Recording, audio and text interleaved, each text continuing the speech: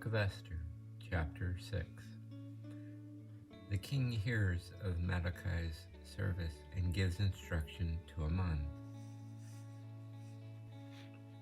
That night the king passed without sleeping, and he commanded his historians and chronicles of former times to be brought to him.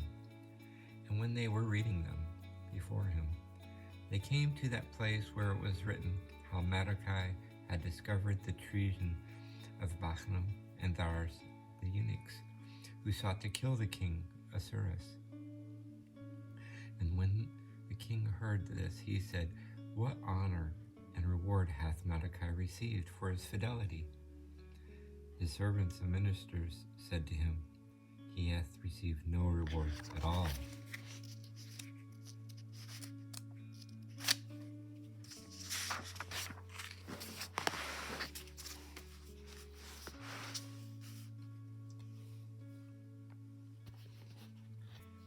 And the king said immediately, "Who is in the court?"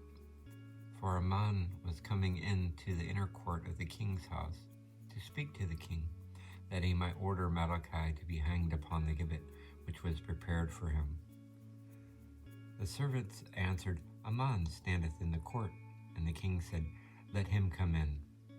And when he was come in, he said to him, "What ought to be done to the man whom the king desirous to honor?"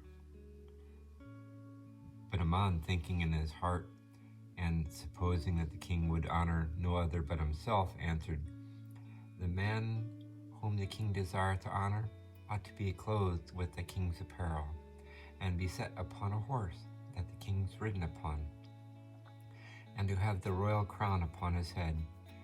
And let the first of the king's princes and nobles hold his horse, and going through the streets of the city, proclaim before him and say, Thus shall he be honored, whom the king hath a mind to honor." And the king said to him, "Make haste, and take the robe and the horse, and do as thou hast spoken to Mordecai, the Jew, who sitteth before the gates of the palace. Beware thou pass over any of those things which thou hast spoken." So Haman took the robe and the horse, and arrayed Mordecai in the street of the city, and setting him on the horse, went before him, and proclaimed, "This honor is he worthy of, whom the king hath a mind to honor."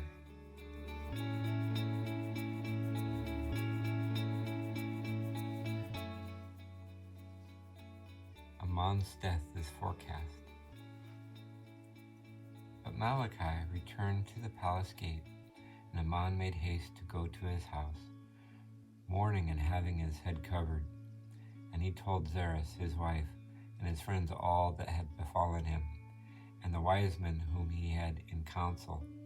And his wife answered him, "If Mordecai be made of the seed of the Jews, before whom thou hast begun to fall,